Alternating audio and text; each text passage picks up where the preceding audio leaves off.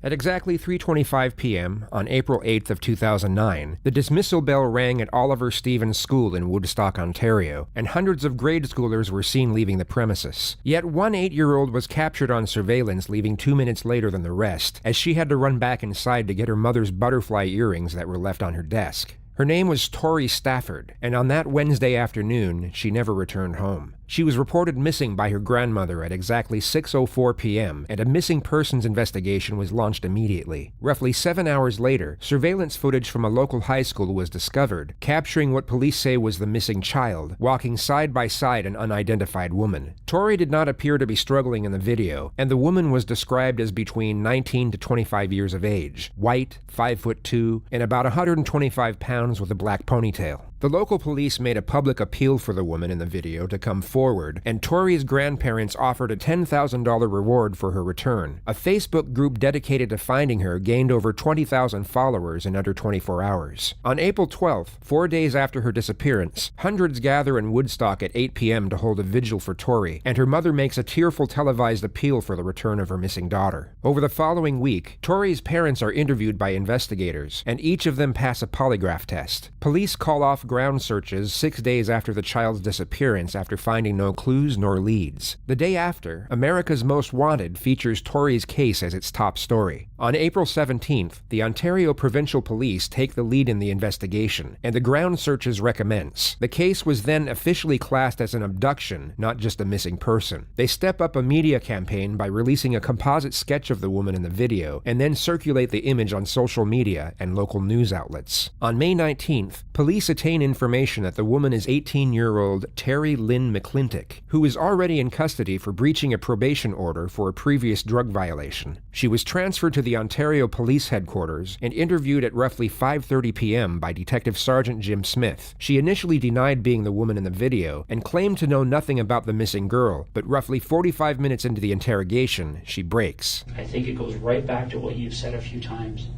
You didn't want to see it, okay? But that doesn't change the fact that you saw it, okay? And that's what you need to be truthful about. And I know it's hard to talk about. I know it's even harder to talk about than the sex part of it, okay? But you saw it, okay? You know you saw it. And we need to talk about that. When I seen Mike with Tori on his lap, like, I turned my head because I didn't want to see it. I could hear her calling my name. Okay, so tell me what happened. She describes in disturbing detail the abduction and killing of Tori Stafford, stating that she lured the girl into a secluded parking space with the promise of showing her a puppy. She was then forced into the back seat of a vehicle that immediately drove away. In the driver's seat was 28-year-old Michael Rafferty, who then drove to a secluded area about 100 miles north of Woodstock. He then proceeded to sexually assault and then murder the 8-year-old, with the fatal injuries being 4 strikes to the head with a claw hammer. McClintic drew a rough sketch of the area where Tori was killed, which eventually led police to discover the girl's remains. She was found with lacerations to her liver and 16 broken ribs, but her eventual cause of death correlated with Terry's testimony, as was confirmed to be the result of repeated blows to the head with a blunt object. At 7:55 p.m. that evening, Michael Rafferty is arrested and informed that he is being charged with kidnapping and first-degree murder. He is read his rights and then brought to the police headquarters for immediate interrogation.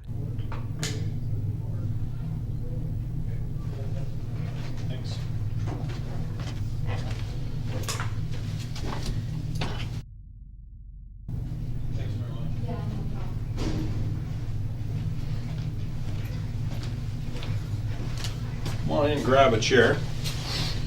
That'll unfold, so that's a blanket for you there. Okay. Tea. I think they might have only put 1 sugar in. I think they got it mixed up. And there's a plain donut there for you. I had a cereal bar, but if you get hungry or anything else, just let me know, okay? Do you have any... I've eaten since noon. You have eaten since noon? Okay. Are you hungry now? I can get you a full meal if you want. Yes, okay. Bacon and eggs, or do you want something else? I'm too sick to talk. This is ridiculous. That's okay. You can listen. And if you have any questions as we go along, there's no issues there at all, okay? Okay. I got a few things I'll talk to you about. As I told you, my name is Chris. My last name is Lone. And I understand your name is Michael. Now, do you go by Mike or Michael? What's your preference? It doesn't matter. Okay. I'll probably call you Mike. So unless that really offends you, just leave it with me. I'm going to go over a few things here today. Okay, Mike, like I say, don't be shy.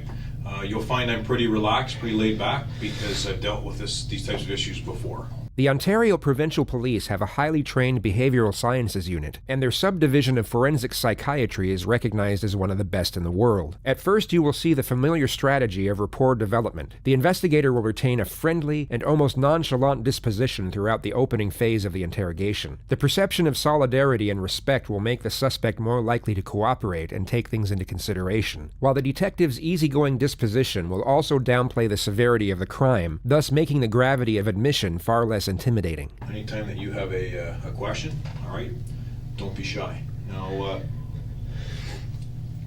I have no issues getting you any food there, so if there's something that you want, okay, I'll get you some food. There's no problems at all. Like I say, I get that for you in about 5 minutes. So, but my job is, as I mentioned to you earlier, I'm from what's called the behavioral sciences section, and we're talking about the missing person one. Tori Stafford went missing. And I know you were following a little bit in the media, and you'd follow some little bits and pieces that there was behavioral sciences people involved, right? And sometimes they were criminal profilers. There's been other members in there as well. Threat assessment, and that's what one of my roles is as well. In threat assessment, what my job is to determine the risk. Okay, what's the risk of a certain situation? Now, the situation that we're talking about is you're going to find here that there's nothing you're going to tell me to surprise me. Okay, for two reasons. One, I've heard a lot of this stuff before. The second reason is I'm fortunate enough to know what all the case facts are. Okay, so what I have to do is assess what I perceive is a threat. So are you going to go out and kill more people after this situation is done? Okay, that's what my job is, to assess threat level. All right, I already know you're responsible for one death. Okay, so that's what my job is to determine, okay, what's happened here. All right. Staff Sergeant Chris Loam had been a police officer for over 21 years and was a member of the Behavioral Sciences Unit for the last 17. At the time this interrogation took place, he was the head of the analysis section. This meant he was in charge of criminal profiling, threat assessment, and forensic psychiatry. He indicates that his only purpose is to assess the suspect's threat level, yet this variety of threat assessment is only applied to less severe infractions. With relation to rape and murder, the serious nature of the crime means that the threat level is already assessed long before any form of psychoanalysis takes place. In reality, the investigator's primary purpose is to gain an understanding of the suspect's character, and then use this knowledge to try and influence both his reasoning and decision-making. Before we go through all that, though, my people just don't wake up one day and decide this is going to happen, and I know that, all right? So there's a lot of ideas that go in people's heads at the time, and if I go through, and I go through your history and your background, there's not a whole hell of a lot you've been involved in life, is there? Right? You're completely under the radar. Anyways, I'm going to go through a few things with you here. All right? Obviously, you're upset by what's going on. You're here for a reason, and right back at the beginning, the investigators and the case manager, the officer in charge, said that I'm going to follow the evidence and go where the evidence leads me. Okay? And now you're here because the evidence has led the investigators to you, all right? And then I get involved after that. There's been people that I work with in behavioral sciences that have been here from the outset of the investigation, but really, at this point in time, I mean, when I go in and look at your history, there's very little on there. Like I say, you've flown under the radar, you haven't had any major problems with the police, okay? But now all of a sudden you're involved in this situation, and it's a serious situation, and it's a scary situation. I'm sure you're quite upset and quite concerned about what's going on here, all right? Now, the last one I was involved with like this, I don't know if you're aware of it, was a girl named Holly Jones in Toronto when she went missing. And the guy that had abducted her, his name was Michael Briere. And what he was doing is he was watching on his computer for hours and hours and hours. He was looking at child porn to the point that he decides, I want to go try this.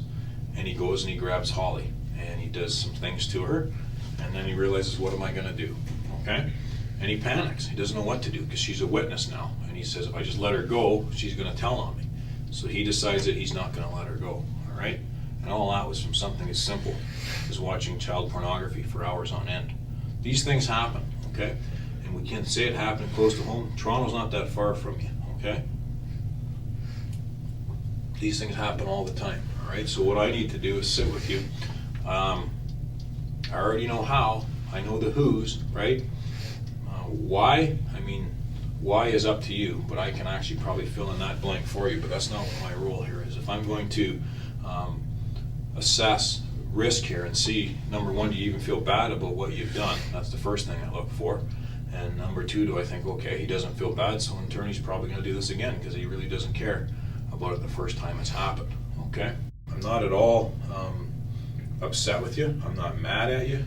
I don't mind sitting here talking with you. You'll know if I don't want to talk to you because I'll just simply leave, right? From reading about you, this to me seems like it's out of character. Now, I could be wrong, right? You may have been planning this for a long period of time, and you may have thoroughly enjoyed this. And if I'm wrong, then you tell me that, all right? But I also know that we all make mistakes, okay? And that's why pencils have erasers, okay? Because we all make mistakes. It's that simple. Spending time with you here, and if I'm wrong, you tell me, but it looks like if you could turn back time, maybe there's a few decisions in life you'd made a little bit different, all right? If I could turn back time for you, Mike, I would. But it's not that simple, okay? So now you and I have to sit here and face what's happened, okay? I can sit and tell you what happened. I can take you through the day of her disappearance, okay? I mean, I've seen the video, all right? And I know that you didn't do this alone. And but at the end of the day, we got to deal with this situation, okay? Because it's a young girl that we got to talk about. And if you and I don't sit and talk about your side, then people will only think the worst, right? It's human nature, right? You've done it and I've done it. We always think the worst until we know the facts, okay? So that's what you and I need to sit here and work and discuss and work through. Again, if I'm wrong, you tell me, okay? But I really believe if you could turn back time, you would deal with this a little bit different, okay? And there may have been a rush, it may have been exciting for a period of time, but then reality sets in, and you have to sit and live with the fact of what's happened here, okay? And that's what we're doing here. We have to sit and deal with what's happened. Really, at this point, what you have left is your word and your credibility. And people always think the worst, okay? Until they know the truth. You do it and I do it. It's human nature. So we're all going to think the worst until we know why this has happened in your mind. And again, if it's something where you're like Michael Briere, where you looked at a lot of child porn and then decided you were going to try it, then that's fine. If it wasn't your idea, then that's fine too. But we can't change what the case facts are. All right? You know deep down that this is your chance to get it off your chest. You're not sitting there the rest of your life saying, I guess I should have said something. All right? I guess I should have got it off my chest and said my side. Because this is your last chance to do it. The fact that you're here and the fact that they've already, they know where the victim is, okay, and they know your steps, this is it. You have to take the steps now to live the rest of your life, okay? This is what you have to do. You and I need to talk about this, okay? It's always interesting to examine a suspect's demeanor while being interrogated, especially compared to how they most likely were while committing their violation. The suspect here is a quivering mess, acting like a helpless victim, wallowing in his own self-pity while vying for sympathy. Essentially the opposite of how he was while attacking Tori Stafford. It's ironic that the powerless and vulnerable complexion he is trying to portray here is exactly what his victim would have felt at the time she was attacked. The sympathy he is trying to garner for himself is clearly what he lacked for the 8-year-old child he raped and murdered. So I've got to determine, as part of my job, when all is said and done here, do I think Mike's done? This is it. He's made his mistake. He realizes how wrong the mistake that he made, and he's willing to look past it? Or do I have to sit here and say, all right, my report's going to say very simple, I think this guy's going to reoffend. And that's what our job is. We deal with these types of situations and the reasons why people do this stuff, okay? Like I say, this may have been a thing that you just snapped and did something. That stuff happens. Or it may have been something you planned for many months and got some enjoyment out of the plan. I didn't do anything. Well, that's not entirely true either. That is entirely true. No. I didn't do anything. No, you can try and cement yourself into that, okay? But at the same time, you're not doing yourself any good by not being truthful here, okay? The investigator wants to come across as empathetic and understanding, yet still needs to keep the suspect's confidence low. He watches for denials and stops them immediately. Letting the suspect deny his guilt will only increase his morale, thus increase his psychological endurance and constancy for self-preservation. This needs to be stripped away as much as possible, as early as possible. Because by not being truthful, all you have left is your credibility, Mike. That's all you have left, okay? You're not the only person who's been arrested and charged, okay? And there's no surprises left anymore, okay? It's not even a surprise. It's why this happened. I'm also not the only innocent person who's ever been arrested and charged. Well, and that's true. There's been people that have been arrested for things where there's no evidence, but unfortunately in this case there's lots of evidence to determine your role in this crime, okay? The girl who's on the video who walks away with Tori has been identified, and she's been identified as her and Tori being in your car.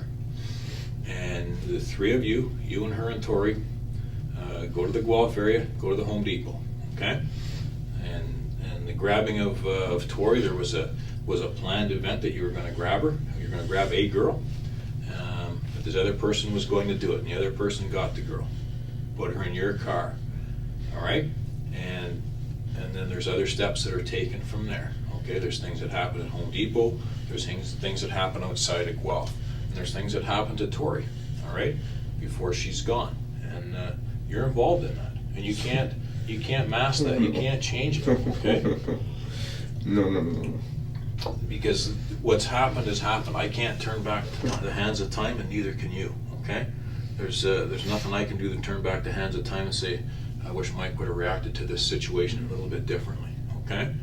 There's no doubt in my mind, okay?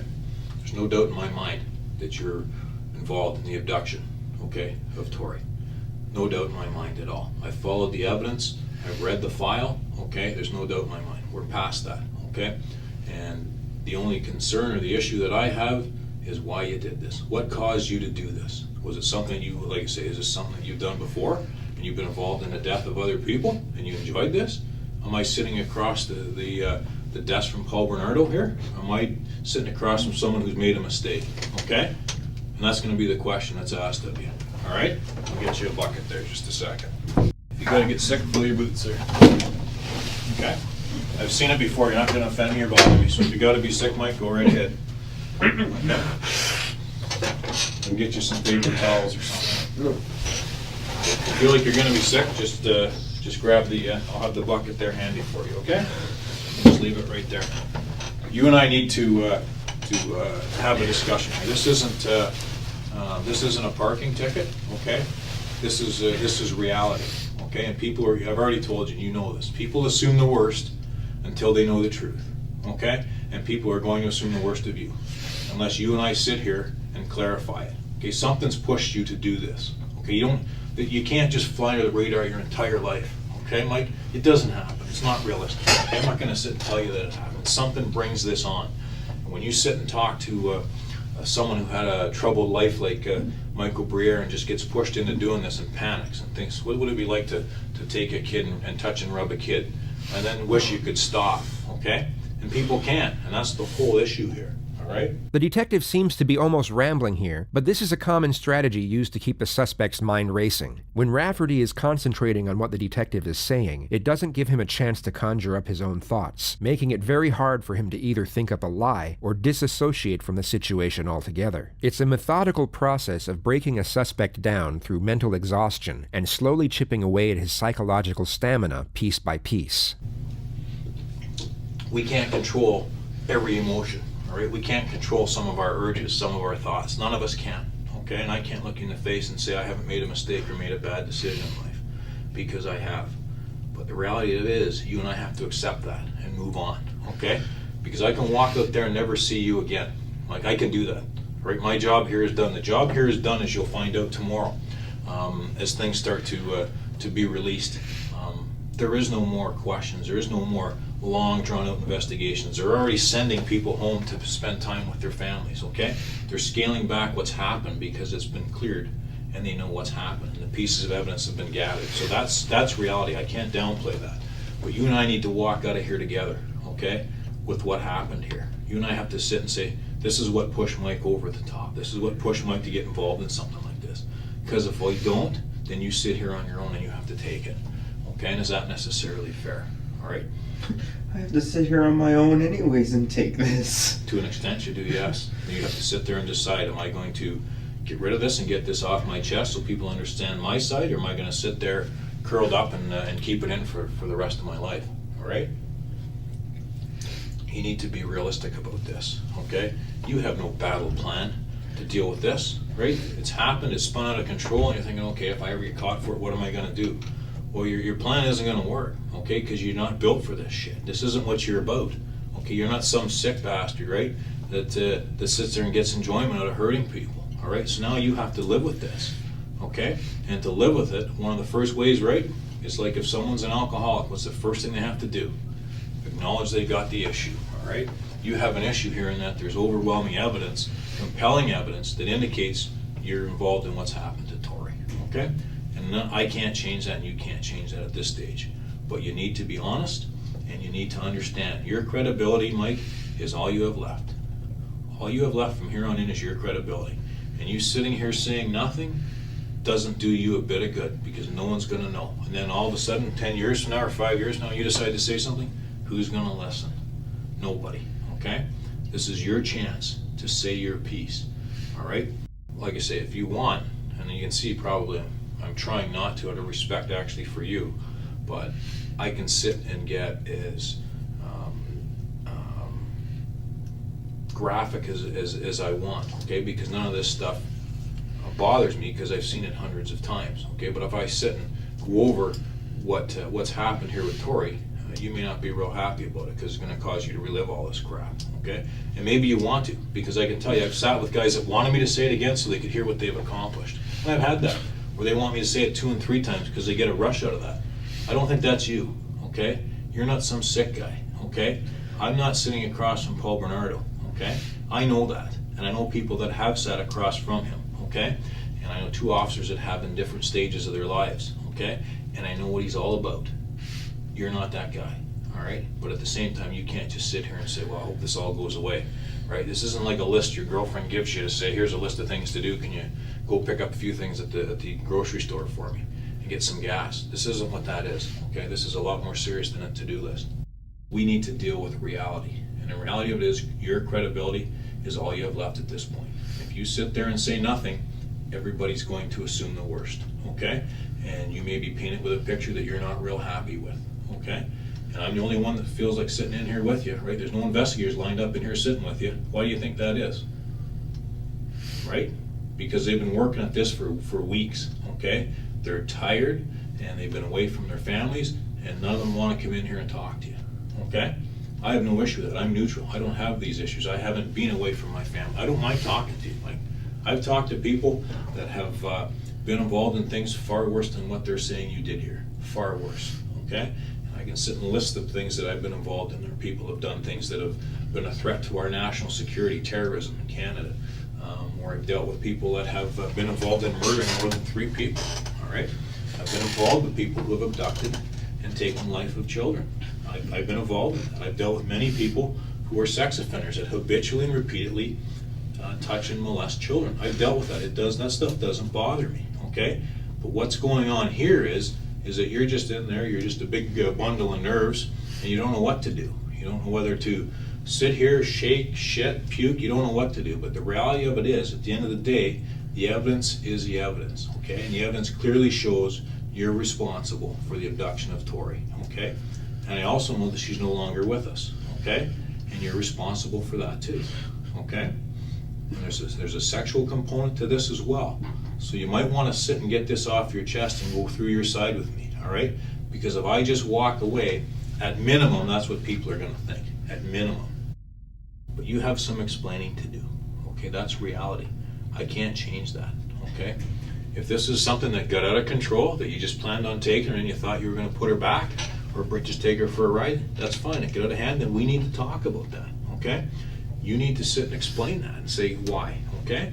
If not, then I say people think the worst until they know. There is no other way. You don't have any other options. There's nothing else that you can do to change what's happened to her. We can't turn back time. However, we can explain how things got off the rails, whether it was something that happened slowly or just went right off the rails right from the beginning. Why do you think the OPP has a behavioral sciences section? This is all the stuff that we deal with, okay? We deal with occurrences that are unusual. We deal with situations that aren't regular situations, and that's not what this is. This isn't a regular situation. This is a couple of people that made a series of decisions that hopefully they understand aren't quite right and that they feel bad about. I don't think that you're some kind of monster. If I did, you'll find me pretty candid. You'll find that I'll come right out and tell you, Mike, okay? I don't think that, okay? I think this got out of control. I think it got out of hand, okay? Are you some kind of monster? Or did you make a mistake here? You made a mistake, right? This is a mistake, right, Mike? You'd take it back if you could? This is a mistake, right, Mike? You'd take it back? If you could turn back the hands of time, Mike, would you do this a little bit different? Mike, talking to you. If you could turn back the hands of time, you're not some monster. You made a mistake, right? You'd take this back if you could? This is a mistake, Mike. You need to deal with this. I am no monster, I know but you're I not a did monster. not do what you think I did. I know you did. We're past that, okay? No. We're past that, Mike, okay? Mm-mm. I know you're not a monster. If you did, if I thought you're a monster, I would tell you. I'm gonna be honest with you. I wouldn't just walk out. I would spend some time with you. If I thought you're a monster, just because I want to see what makes you tick. But you're not a monster, all right? This thing has consumed you. Look at you, right? You can barely eat or drink. You haven't touched your donut, right? Why is that? Because your guts are eating yourself up inside, okay? You can't sit and say that you're innocent and did all. What's the first thing you did when you got in here?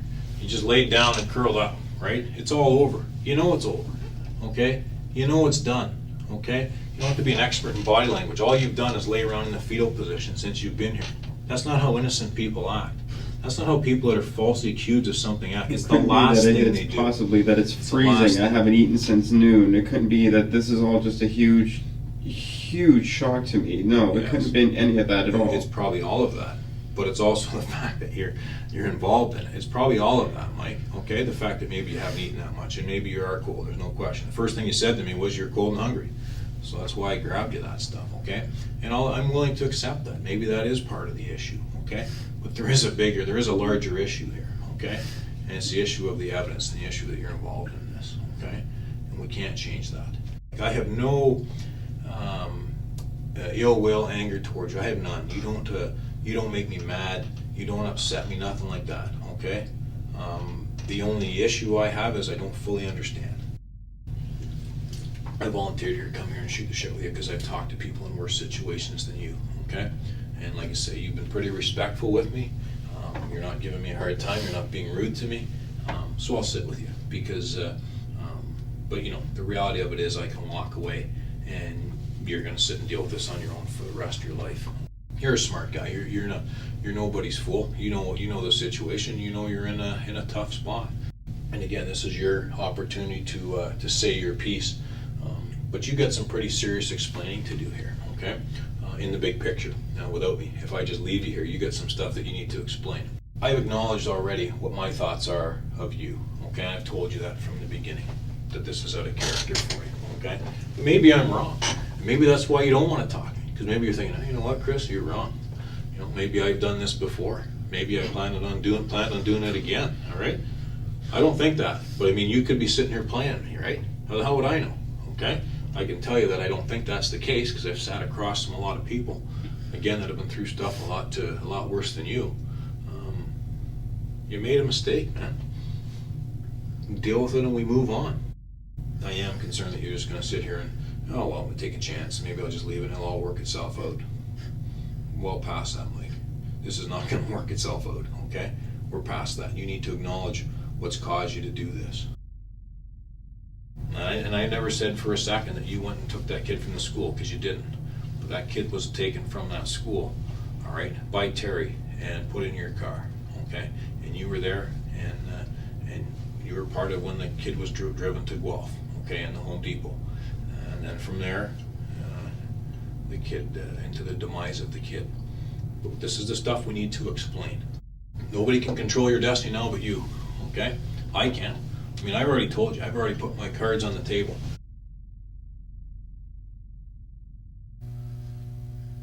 This is your chance, man. Do you not think you're going to feel better getting some of this off your chest as opposed to keeping it there forever? You know what I mean?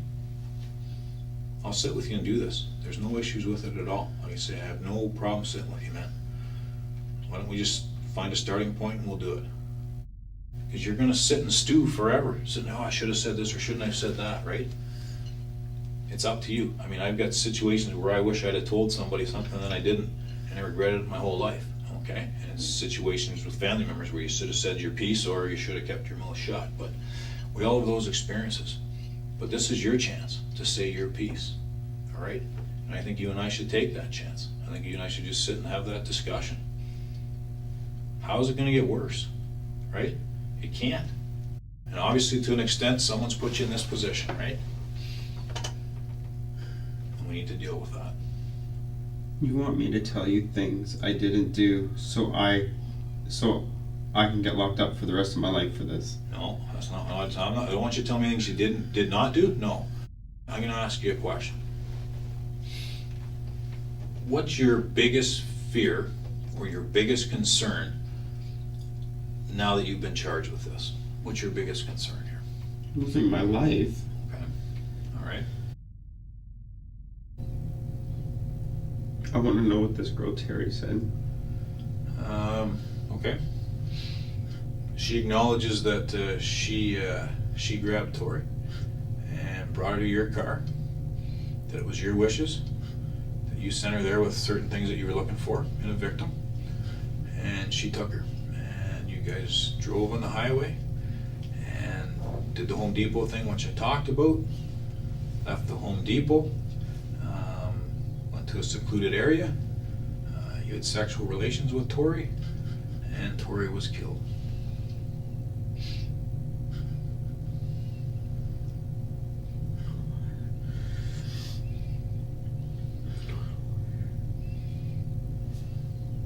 This is your time, man.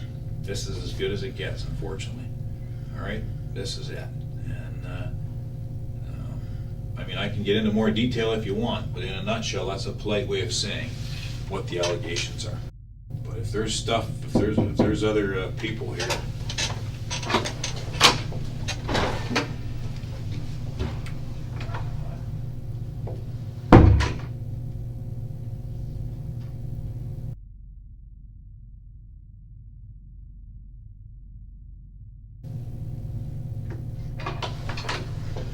What's happening, man?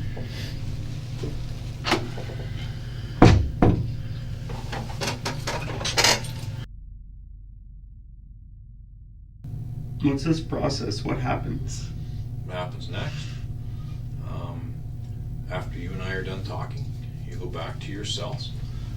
Tomorrow morning, you'll have what's called you'll be brought into court, and the charges will be read to you again, and there'll be a discussion if you get out of custody for bail, and then they may schedule a bail hearing to determine that. And then from there, it's a matter of where it goes from the courts. The investigation will go on for a little while yet. There's a couple things that, as I told you earlier, need to be done.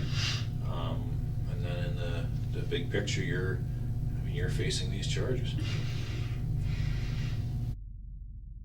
The reality of it is we could just sit and deal with the issue here, just as easy. I'd rather deal with this yesterday in court. The suspect remains unyielding after 95 minutes of psychological pressure, so the investigators commence the next stage of the interrogation. They initiate the Mutt and Jeff technique, most commonly known in pop culture as good cop, bad cop. Hey, Steph, how are you? Mind for a sec? I understand Mike here wanted to see what Terri-Lynne had to say. Mike, Terri-Lynne's still speaking to my partner, okay? This is the girl you killed, all right? She's not missing anymore. She's dead. Terri-Lynne was asked today if she wanted to call a lawyer 4 times. She said no, all 4 times. She went through 2 boxes of Kleenex. All right? She says on the 8th of April, Wednesday the 8th of April, 2009, at 3:30 in the afternoon, you drop her off at Pavey, south of Fife, south of the public school, where Tori walks out of. You tell her to get a girl, and you want her young. She walks up the street. You drive up to the old age home where you park your car. She walks up to Tori. Tori's nice to her. She trusts her. She holds her hand for a little bit. She walks up the street with her. Terri-Lynne tells her about her little dog, gets her across the street to your car, opens the back door. Tori doesn't like it anymore. She pushes her in the car. You start driving. She says she's freaking out. She says she's worried about you. She's scared about what you're going to do. She says you guys hit the 401. You start driving to Guelph. You park outside a house, you go in for a little while, you come out with some drugs, she thinks, and you drive to the Home Depot. You park at the end of the parking lot, you tell her it's her turn to get out of the car. You tell her to go in there, you give her some cash because you don't want to use your debit card so you don't track it. She goes in there, she gets garbage bags like she's told to do, and she comes back out. Then you go driving, and you pull into a farmer's field, right across from a house, to the point where you're even asking her if anybody can see you. And what does she do? She says she goes for a walk because she doesn't want to see what happens. And then she comes back, and you're not sitting in the front seat anymore, Mike. You're sitting in the back seat. And she's not liking what she sees, so she walks away again. Then she comes back, and you make her hold one of those garbage bags while you put some of your clothes and her jacket and a hammer in the garbage bag. Then you drive to a gas station. She never sees Tori again.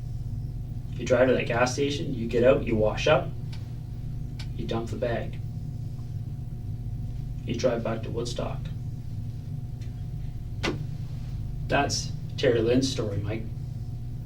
That's Terri-Lynne's story while she bawls her eyes out through 2 boxes of Kleenex. And I ask her 4 times, hey, you want to call a lawyer? She says, I don't need to call a lawyer. I feel so bad about what happened. I just want to tell you all about it. That's what you're up against. Terri-Lynne's a liar. Well, you're the only person that can tell us that, bud. I just did. You gotta be careful though, Mike, because some of the shit she said is backed by not just video but other evidence, but also some of the explanations that she gave as well are verified. And that's a little more graphic than I said it, but yeah, there is some stuff that she says that is true. There's no question. I'm not gonna sit and say it's not. But How old are you, Mike? 28 years old?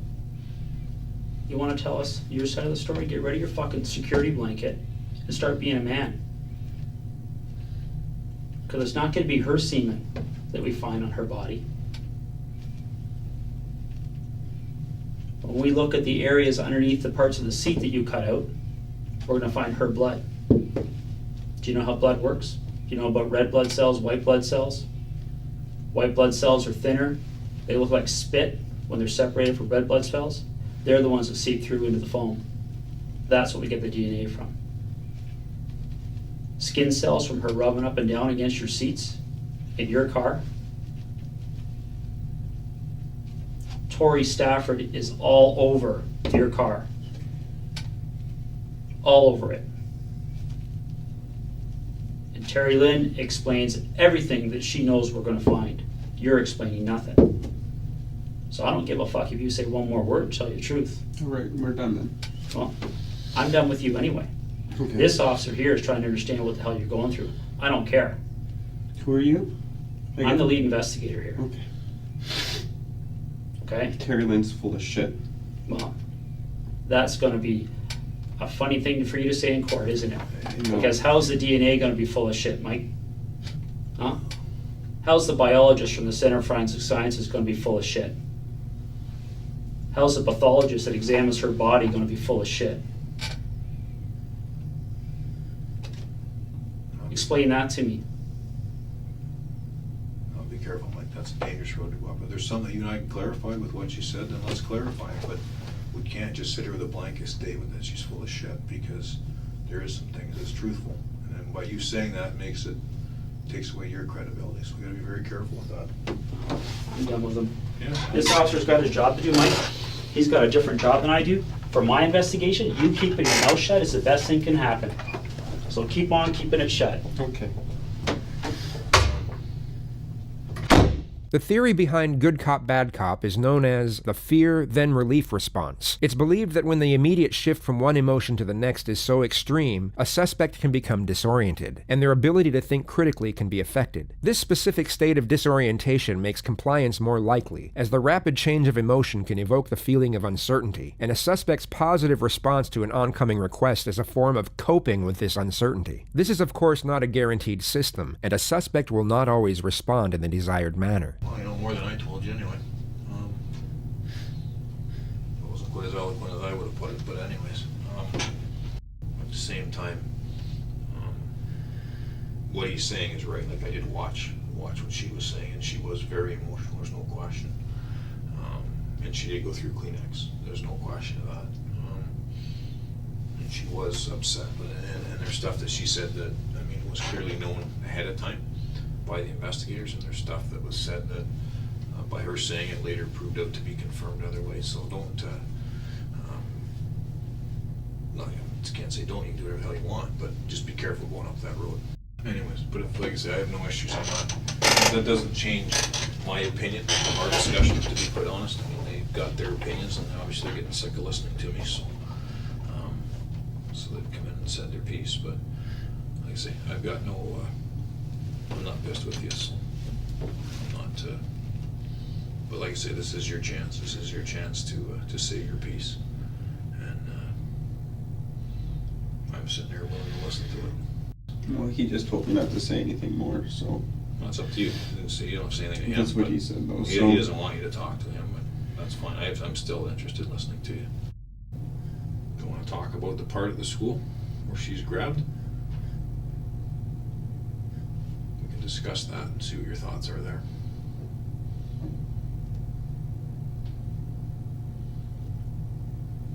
I'm not saying anymore. Why? Because of the officer, because of what the lawyer said. Now it's everything. I just don't.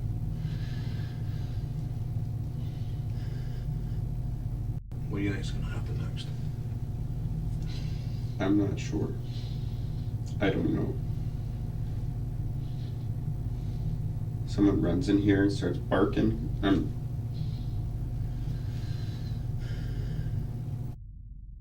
You just want me to say whatever. You just want me to say things. So it's open and closed. No. So it's over and done with. That's it. This is how it is. Nothing more to talk about. No, actually, because actually that's fair. That's a very fair statement, actually. But I got to tell you, in this case, it's not. It doesn't matter. So yeah, I'm compelled and I'm interested to listen to what you have to say. But does it open and shut this case? No. I'm done. Why? I'm not talking anymore. How come? I've already told you why. Just because of all the different angles and all that? I just don't feel comfortable talking about it.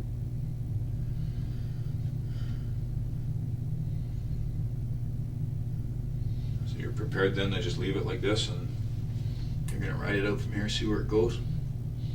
Yep. You think that's the best way to do it? I don't know. I've never been in this chair before. I don't know.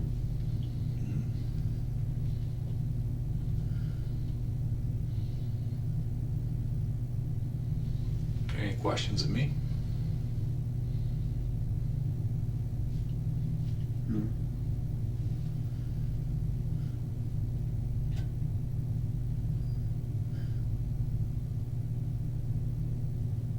Need something to eat? Yeah, but you don't care if I need something to eat. Why would you say that? Because you don't. I wouldn't ask if I didn't care. You're here for your job. Nope. I could have walked out. I don't have to ask you to eat because you got a phone right here, right? But the reality of it is, I know that you're going to go back and sit and sleep or do whatever for a while, and you'd be better to do it on a full stomach. That's all it is to it, man. But I don't have to ask you if you want food, but I am prepared to get you food. So I can eat, and then you can say, "Oh, look, he had an appetite. This is how he must have been feeling. Oh, he drank his tea. This is how he must be feeling." Forget the fact he's just starving and. No, you're reading too much into it, man. No, that's not what it is at all. I offered you something to eat because I thought if you're hungry, you can eat. I don't care if you eat it or not, right? I mean, it's up to you. It doesn't matter to me if you eat or you don't eat. And that doesn't go in anywhere in any of your reports. What's that? That I ate or not ate. No, because it's on the video. It doesn't matter if you eat or not. I don't have to write any report. My report doesn't say if you ate or not. My report says what we talked about.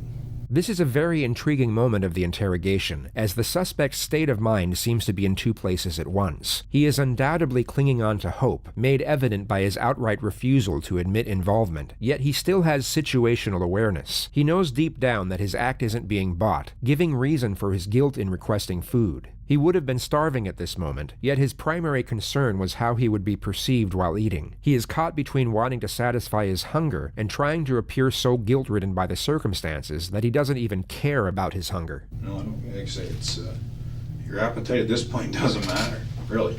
I come in here, I sat to explain to you what the evidence was, had a discussion. Actually, I don't think there's any animosity between us. So we had a discussion about what the case facts are, and that was it. So it doesn't matter to me if you eat or not, but it was a legitimate offer. If you want something, I'll arrange for you to get it. There's no issues that way. But you read too much into it, man.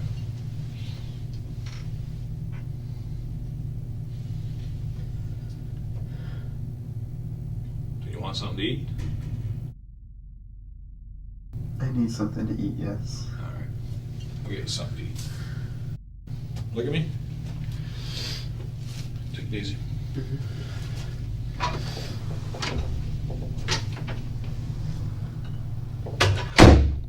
In reality, no food was coming. The suspect had it right when he stated that the investigator didn't care about his hunger, and he wasn't about to go out of his way to get a takeaway meal for a child killer. The Mutt and Jeff technique, although very well executed, was unsuccessful on this occasion.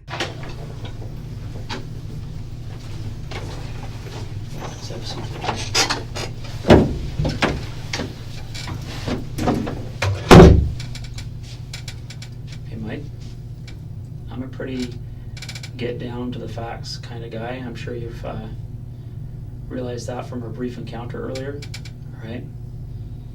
This is not rocket science. I've got what Terri-Lynne has told me this afternoon, and I've got you.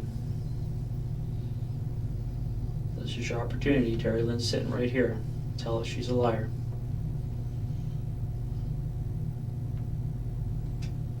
You've had no problem in saying it without her in the room. Terry's a liar.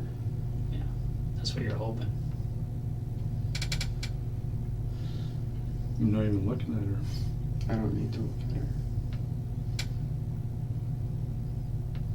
You haven't been looking at anyone. I don't need to look at anyone. See, Mike, I know I was right when I walked in here, okay? And I'm not gonna pull any punches here, okay? I'm not gonna try and kiss your ass, all right? Detective Smith's behavior in the following moments is not associated with any techniques nor strategies. He knows the suspect's inclination is virtually set and unlikely to be influenced any further from this point onward. The following onslaught doesn't have any tactical purposes related to the investigation. The detective has understandably become emotionally invested in the case and proceeds to give the prime suspect the psychological grilling he deserves. I mean, let's face it, I'm a cop, all right? And the last 5 weeks, I've been trying to find out who killed an 8-year-old girl. Okay? And I know the guys from behavioral sciences, they got their thing, they're trying to understand why that's what they do. You guys all work together.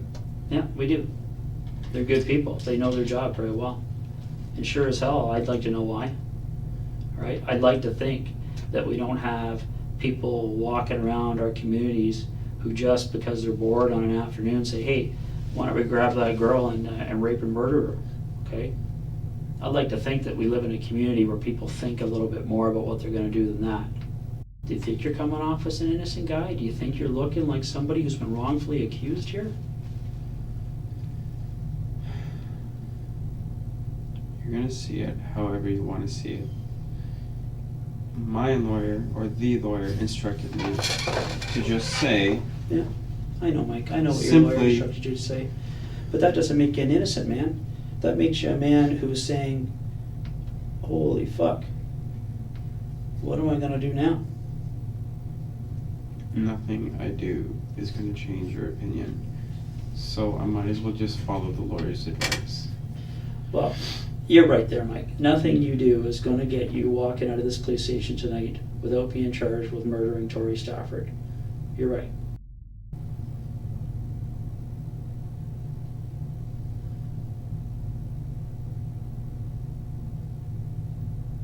You know how much media coverage this has. You know what the newspapers are going to do with this and to your family tomorrow, okay? You think the cops are going to be talking to everybody you ever spoke to in your life, that's nothing compared to what the media is going to be doing. This is a huge story for them. This is the next Paul Bernardo. Whether you like it or not, a girl and a guy kidnapping an 8-year-old girl and murdering her. That's one of the most sensational things that have happened in this province since Bernardo and Carla. It's going to be a frenzy, and you and I both know that.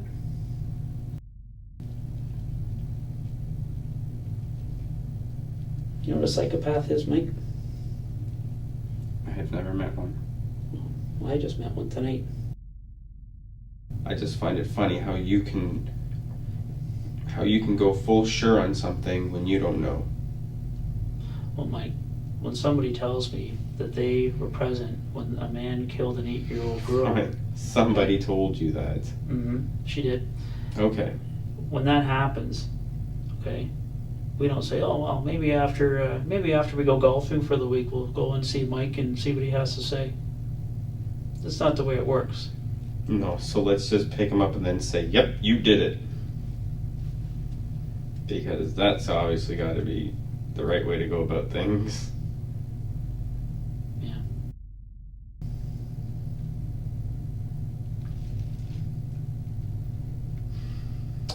So, the last thing I cover off with everybody I talk to in situations like this, Mike, is pretty straightforward, okay? Rodney Stafford and Terri McDonald have to be notified about this. Okay. First question out of their mouth is going to be, what? Did they say why they did it?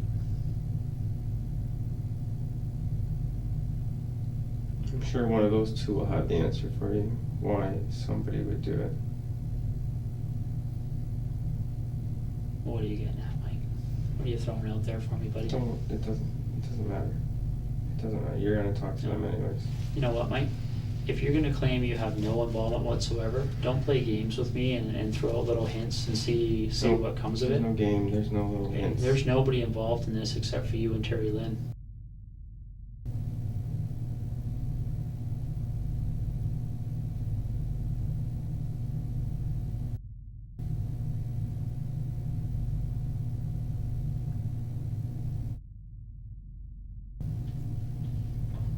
We're done. Is that what you said to Tori before you killed her? We're done? Funny man. Funny man. That's what you think this is funny I man? think you're a funny man. I think you're a cold-blooded killer. Because you and I haven't spent too much more time now than you forced Tori Stafford to spend in your car. You could have let her out anywhere along that route.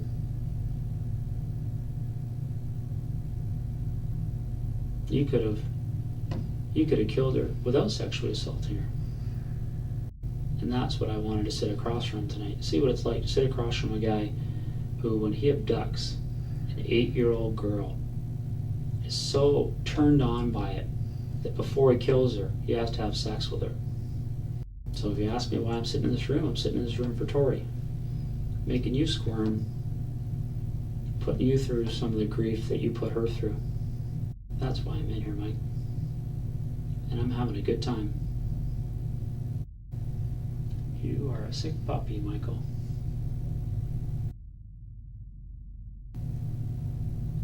Eight years old, Mike.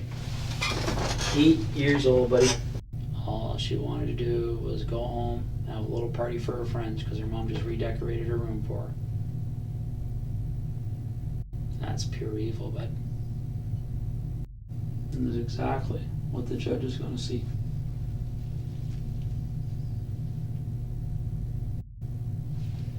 That's what you are. No remorse, no empathy, no nothing. You're just hollow.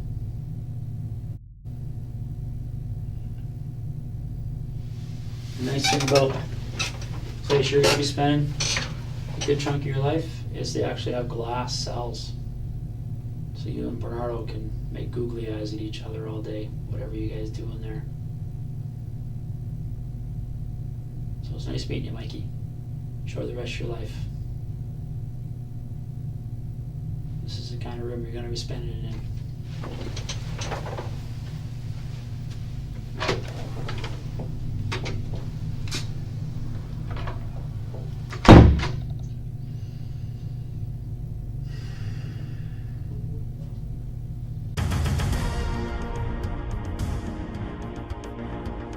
And it was all for this little girl right here. Not just Tori, but for every little child in Canada that doesn't deserve what happened to her. Good evening. Thanks for joining us. 31-year-old Michael Rafferty has been found guilty of murdering, kidnapping, and sexually assaulting 8-year-old Tori Stafford. It's been nearly 10 very long weeks of trial in London, which is where Laura Zilke has been covering this story since the very beginning. In the courtroom, when the verdict was read out, there was a collective sigh of yes for each time one of those guilty verdicts was read out through friends and family. That came with the reading of each verdict. Guilty of first degree, guilty of abduction, and guilty of sexual assault. Lawyers from both sides of the story came out to speak with us as well. Their reaction, everyone appreciating that justice was done here, and every one of them also thanking the work that the jury had to do for having to sit through this case for, as you mentioned, Terri-Lynne, almost 10 weeks. It's been a long and difficult trial for everybody. The trial is finally over, so that's a good thing. But the verdict means that the jury has found that Michael Rafferty did kidnap, sexually assault, and murder Victoria Stafford, and our thoughts are with Victoria's family. Is it a hard decision for you to take cases like this? It's never easy, but honestly, I mean, somebody has to take them. I get asked that question more often than almost anything else. How can you do a case like this? How can you defend such a person? The reality of it is that everybody in our system deserves a strong, proper, and effective defense. Even before going into the courtroom, there was really a sense of excitement. I think a lot of the family thought that because the verdict did come so quickly, just over a day of deliberations, they truly believed that this was going to be a guilty verdict. Then going into the courtroom, that simply continued. The relief that went over this, it was really almost unbelievable to hear the sighs that went through everyone in that courtroom. Carolyn. Both Michael Rafferty and Terri-Lynne McClintic were sentenced to life in prison without the possibility of parole for 25 years.